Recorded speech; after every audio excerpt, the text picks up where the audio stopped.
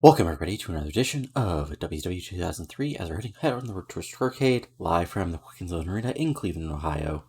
But it's time for first our pre-show match, as any decent pre-show match. Jeff Hardy, Chavo Guerrero, and Dustin Rhodes defeated Lestat, Cash, and Mark Jindrak in 15-13, winning Chavo Guerrero pin Cash, probably with a rain buster. This gets to 66. Dustin gets to 69. Nice. Chavo gets to 69 as well. Nice. Jeff Hardy gets an 80 because he's awesome and over. Jindrak gets a 63. Cash gets a 67. And Lestat gets a 67. Again, Lestat's not a terrible worker at this point. I just have he's just sort of in that mid-card morass that I don't have a ton to do, like Dustin and honestly even Chavo. But regardless, just a pre-show match, gets people some in-ring time, and then we go to the opening of the show, where, oh great, Hardy actually increases psychology, that's good. Anyway, so we start out with a big, basically showdown as Ric Flair comes down. This is basically last week, Punk, you got lucky. You continue to get lucky. You've been lucky your whole life. But I've had as many world titles as you've had pieces of ass. And Palumbo, if you come down there with your cute little manager, I'll prove to you exactly where you belong. 'Cause I'm Ric Flair. I'm the limo riding, kiss stealing son of a gun, and you're just still some punk kid who showed up at the power plant and hung around long enough that they kept you around. Palumbo comes out with Stacy, and Palumbo goes, "Yes, I'm young. I get it, but I'm ready to fight. I don't have a ton of backup like you, and I'm ready to beat the man by beating you at Starrcade, just like other people have done to make themselves famous." Palumbo says, Flair comes back, "Oh, you want to face me in Starrcade? You want to think you're going to try to make yourself famous? Well, remember, I'm the oldest ride. It's still got the longest lie, brother. And after I'm done with you, Palumbo, maybe Stacy will finally give me a chance. We'll get a chance to ride Space Mountain. Because diamonds are forever, and so is Ric Flair." When Palumbo comes back to respond, boom, here comes Jarrett and Douglas to attack him, 3-on-1, because of course they're horsemen. But then after a couple minutes, Jett and London come down to make the save, and a big brawl, and before WCW break things down. And as we come back from commercial, basically, now just put over that's the main event for tonight. Palumbo and Jett London taking on Ric Flair, Jarrett, and Douglas of the Horsemen. This is the 76. Let's see here. Was there anything really down? No, just some bad improvising. So, not the end of the world or anything. But still, really good, solid stuff. Then we have a quick backstage promo with Scott Steiner, as he basically says, Chanel's a bitch. Conti's a bitch. The whole stable is a series of bitches, especially, and I'm not even talking about the woman in that stable. Anyone can find me next week, and I'll make him tap out. Because I don't hate him for the same reason fans hate him. I hate him because they don't realize that the big booty daddy is the most violent person in World Championship Wrestling. And if God wants to talk about being a bad motherfucker, then come fight me. Of course, the swearing is bleak but Scott Spanish, of course, some random swearing has to happen. This gets 69, perfectly solid promo.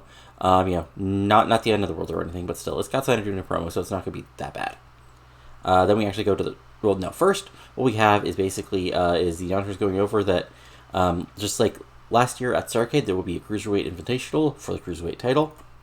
And basically what happens here is we get two people coming in to the ring with Yang, Parka making his WCW return, and Sabu making his WCW quasi return after being gone for after one match.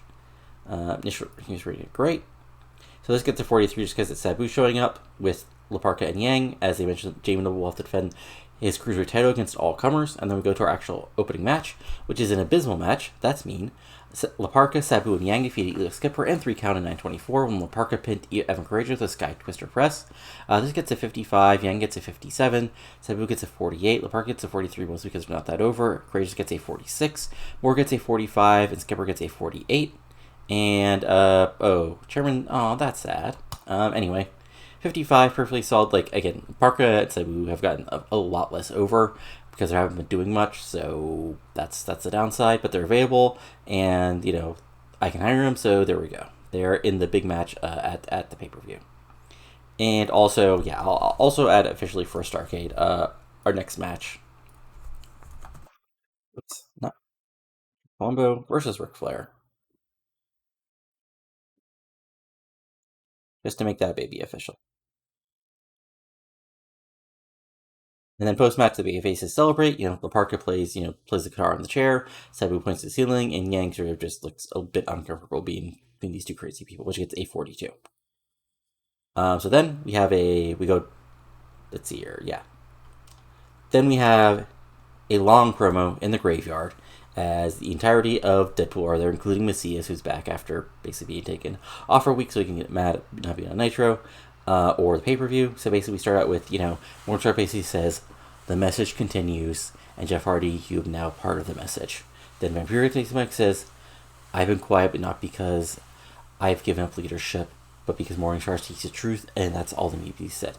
We have controlled World Championship Wrestling for almost this entire year, and that will continue even if Eddie Guerrero currently has the belt. Macias will destroy Goldberg once and for all at Starrcade, and I will rise back to the top one or the other, because we are Deadpool, and we will cause chaos and destruction and bring this company to our heel one way or another. So there we go, 96, really solid promo, because turns out Morningstar, solid duet promos, Macias is really scary. And yeah, also, this is sort of like official, even though, like, I think unless you were an 80, you probably figured this one out as far as our main. But another big match, Goldberg versus Macias. And then sort of we come back from commercial, and basically Booker and RVD are in Bischoff's office, and he's like, so what was Vampiro talking about, like, in his weird promo? Like, because, and RVD's like, Booker made a mistake at Mayhem, but seriously, give him another match with Vampiro, and he'll prove he'll finally get revenge with the Deadpool once for all, dude, and, let me do whatever, I just like to wrestle. And Bischoff basically makes the point, like, actually, the reality is, last week, RVD, you got the pin, not Booker. And, I mean, Booker, man, you're a great wrestler, you're a 6-time world champion, but you also been just off the handle the last couple of months. But I want to give you another shot. But I also want to give RVD a shot. So that means, at Starrcade, it's going to be Vampiro versus Booker T versus Rob Van Dam in a triangle match for the world, for the number one contendership for the world title.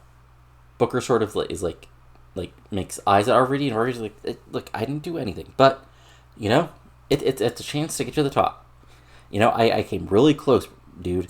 I was so close at my hand. So RVD will become number one contender, and I hope we have a really fun match and also get to kick Vampiro's ass. And Booker's like, Vampiro sort of extends a handshake, and Booker just sort of walks away, like just wondering about Saka. So again, if you're thinking I'm creating a lot of matches in random segments, maybe kind of right. But yeah, so another big match. So Booker, RVD.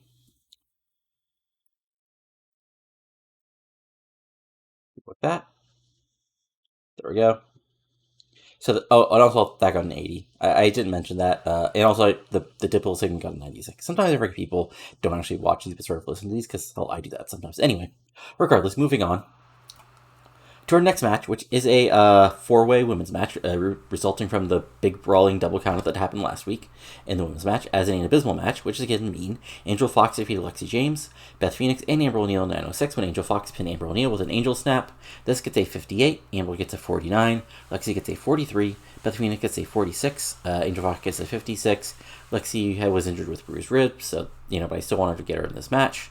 But a big win for Angel Fox, as she celebrates after the match to 61, as the announcers put over the fact that she might have just solidified her claim to be the number one contender to the women's world title.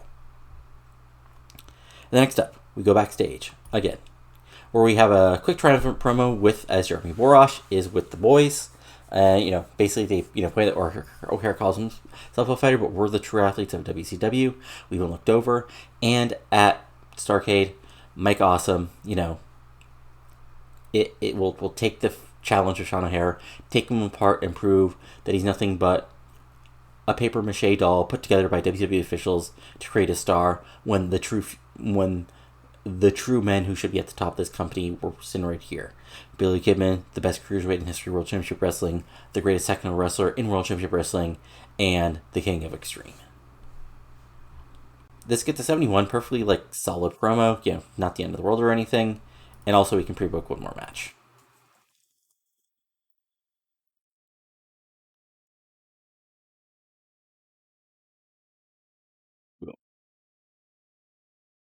And yeah, 71, solid stuff. And then we have our really big promo. Is basically, announcers have been sort of hyping this all night, even though I didn't hype it at all. And basically, a sit-down interview, Mike Tenay with Kanyon and Johnny Oller. So basically, Kanyon goes over his history, being with Men at Work, being Mortis. He basically throws out his house and says, people can be really convincing sometimes. If some things are good ideas that really shouldn't be good ideas.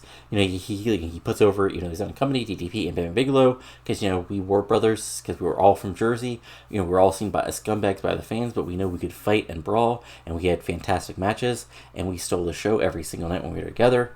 But what really, but after things happened, how they happened in 2001, I thought it was over, because because I wasn't getting no stake in going back to WCW like certain people who I'm facing at Starrcade. I was a member of some wrestling family. I came back and I battled everybody I could, and yeah, the fans didn't like it, but I didn't give a crap about the fans, and I still don't. I had to prove my shot, and when I became world champion, that was validation, and then it was ripped from me, and I never got a true shot, a real shot to get back. So I need to prove myself, But being a member of Horsemen helped solidify myself, and only by beating Eddie Guerrero in the middle of that ring at Starrcade will I prove myself to the conspiracy to keep me away from the Road to Naked, and that truly nobody's better than Kanyon. So 99, just really big promo for Kanyon as we build to Starrcade. And then we have our big three-way match between the tag teams, as NA Bell had good wrestling and decent reaction from the crowd.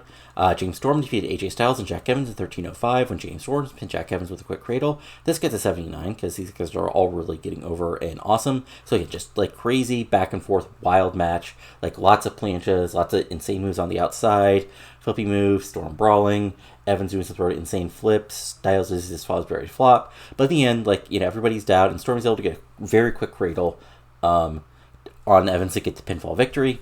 So Storm gets a 69, Styles gets a 77, Evans gets a 73. And then post-match, Chris Harris comes out, they celebrate, they basically are saying, sorry about your damn luck. These, we're going to have to defend titles against somebody else. When Eric Bischoff comes out, and what he says is, he says, actually, I was very impressed by this match. And I've been impressed this last couple months by the tag titles. By the tag title division. All you guys fighting for the world tag titles, trying to determine who's the best. But, that, AMW, that match one, that can prove who's the best. So what he wants is a actual true decision on who the future of tag team wrestling is in this company. So, right now, he's announcing that there will be a three-way match at Starrcade. But he will announce, because it's a very special kind of three-way match that's never been seen before in quite this way in professional wrestling. So he'll announce the particulars of it next week on Nitro. 73, solid promo, and yeah, so again, I'll officially book it next week because I can, but it's going to be AMW versus Air Raid versus Hart Dynasty one more time for the tag titles at Starrcade in a special match Bischoff will announce next week. Then we go to the ring, where Bill Goldberg kills Mike Sampson, who's just a guy, in 47 seconds with a jackhammer. So this is just, every insane Goldberg squash you've seen. Goldberg comes out, boom, spear, jackhammer, wham. 69. Goldberg gets an 89. Sampson gets a 24 because he's just a dude. And so Goldberg does a promo, gets an 81 because it's only 4 minutes. Where basically, he says he's talked to WCW officials, and yes, it's true because he is. You get another match of it because me.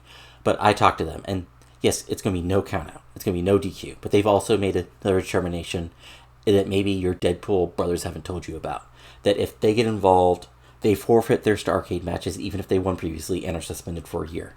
So one way or the other, we're going to prove who truly is the better man. And Macias, that means at Starrcade, you're next. 81, solid promo, because again, only 4 minutes.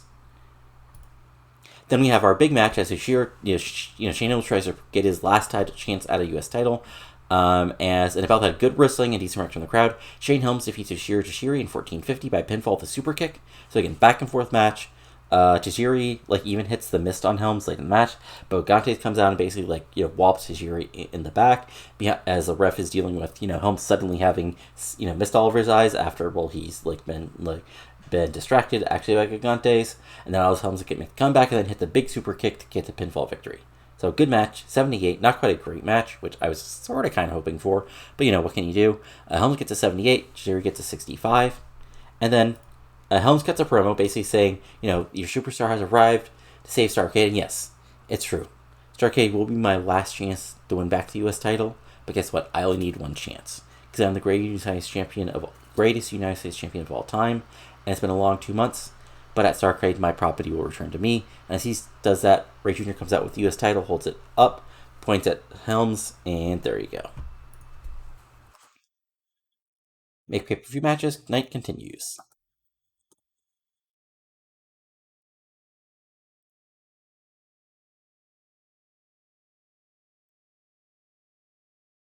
And yeah, they got a 74. Perfectly solid promo. Yeah, not bad at all. And the main event time, which gets an 83, so not one of our fantastic X-Men, but considering Jett and London aren't that over, London's actually decently over, Jett is really not. And yeah, but anyway, in about that great game, good wrestling. The four Horsemen of Flair, Jarrett, and Douglas defeat Palumbo, Jett, and London in 1444. When Douglas gets a measure of revenge for the Mayhem tournament when he pins Jason Jett, says we're using racial leverage, but come on. The finish Shane Douglas says. He gets a chain, he wallops Jason Jett with it, he gets a pinfall victory. This gets an 83. Like I said, Pauline gets a 70, Jett gets a 64, Palumbo gets an 83, Douglas gets an 85, Jarrett gets an 84, Ric Flair gets an 82, and we finish the show with an 86. So, a really good show. Helped a lot by that Kanyon promo and Deadpool in the Graveyard and some solid matches. And brought down a little bit by, I'm trying to build up people as we go ahead in the Starrcade, but what can you do? Regardless, we'll go ahead and move forward. See what Raw did. And then see if there's any interesting mail. And then we'll go over real quick how I booked Saturday night. Jeff Hardy invented a new move. I mean, he didn't invent a new... he did some sort of wacky flying things. So, okay, Troy Wilson returned. Nitro. Damn.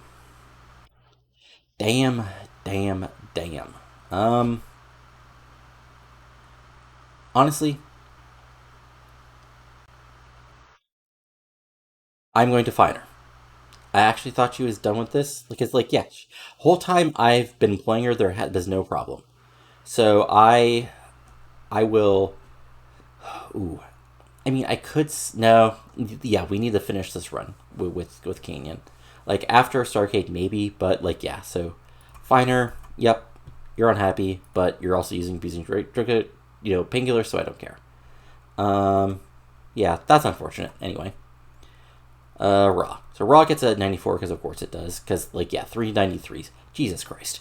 Anyway, so we had Randy Orton and Bump and Ground, which is, in case you forget, Rikishi and Val Venus defeating Keiko and TNA. Scott Hall winning a squash. Billy Gunn defeating Barry Saturn. Shawn Michaels defeating Leviathan. Kane defeating Chris Benoit. Kurt Angle defeating DDP. And in the main event, Taker and Austin defeating Lizard and Triple H by DQ. Okay. So yeah, and also just to go over Starrcade, not Starrcade, but Saturday Night real quick. So Starrcade, Ernest Miller showed up last week to find his office locked. He knew that interesting feud. And then we had Skipper defeating Evan Courageous, Blitzkrieg, and Lash LaRue in a 52. We had the Roman Legionnaires, which is of course Skipper and Romeo, defeating local talent of Tarek the Great and Tracy Smothers. We had Ernest Miller talking to Fit Finley about his door being locked. We had Ebony Sable winning another squash, defeating Keith Walker. Then we had Jim Dragon Stasiak defeating Dustin Rhodes and Fit Finley. And then we had Ernest Miller calling out Miss Jones when Stevie Ray, of all people, attacked him from behind. And then stood beside Miss Jones as she came out. So the person Miss Jones has been talking to for the last couple weeks is, in fact, Stevie Ray. And then last week we had Stevie Ray and Miss Jones saying they're going to make some changes. Ebony Sable winning a squash. Celine Cartier and Jordan Cole defeating Roni Jonah and Nelson Danger from our women's dev fed. And then we had the Roman Legion, the whole three-man team between Scott Saylor, Fit Finley, and Conan. Ernest Miller trying to rally the troops, but basically getting ignored by everybody because it's not like he's done a lot. And then Kaz defeating Alex Wright in an awesome banger of a match. So yeah, really solid show as far as that goes. Like, again, it's what's what I'm looking for. Like, yeah, not the. And then if we look at our storylines, so Farfield is at an 82, Cruiserweight Fun's at a. Oh right, I should probably just reset that. Goldberg got the Steiner at a 76. Goldberg Daniel Darkness at an 85. Helms Last Chance is at a 78. O'Hare versus the Triumvirate is at a 73. Road to Starrcade is at an 88. Tag Wars is at a 79. Vampiro Booker RVD is at an 85. And the Women's Title Showdown is at a 56. So fun stuff. And yeah, just as a quick check, yeah, La Parka currently has an overness of about 40 or 30, depending on where you're at. And then Sabu is at an overness of like basically outside of the tri-state New England high 30s. So that explains why that match got what it did. But yeah, again, creative. Top 5 guys are the same top 5 guys. Who's Hot is basically the same. Who's Hot for a while. And yeah, same stuff. But, that's it for now. So I hope you enjoyed this as we're continuing the road on the Starrcade. If you liked it, go ahead and give it a like. Comment below what you're liking and not liking. And subscribe to the channel for lots of TEW 2020 content, including this series, my MLW 2005 series, my WCW 1930 New York British series, and Cornell vs. Weekends. But that's it for now, so I talk to you later, and have a good one.